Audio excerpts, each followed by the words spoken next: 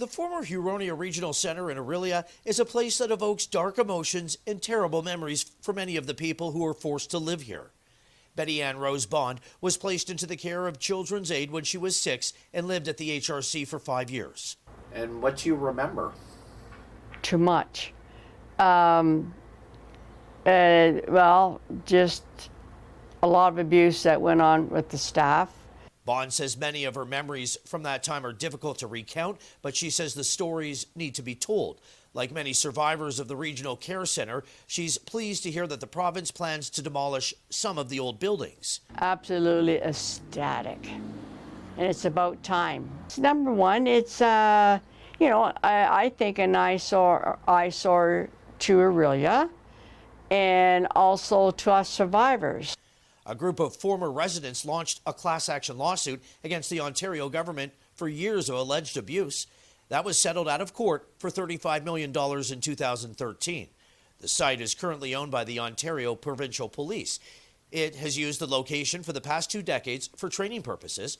There are currently 49 buildings and 11 tunnels on the property. The OPP says it's reached out to members of the Remember Every Name group to get input on how to best repurpose the grounds. So to be respectful and to honor the people that survived that experience, it's important that they have input on the future use of the lands and buildings there, because that was considered their home. There are plans for an OPP academy on the grounds, but many of the details on what the future site will look like are unknown. But in a statement, OPP Commissioner Thomas Carrique says the OPP will engage in ongoing dialogue with all stakeholders.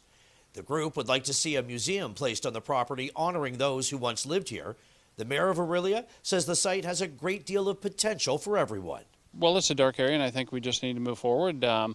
Taking the buildings down, I think, will help. I know the former residents are excited about seeing the buildings come down, so that's a good step. It's a bit of a closure for us in a good way that, finally.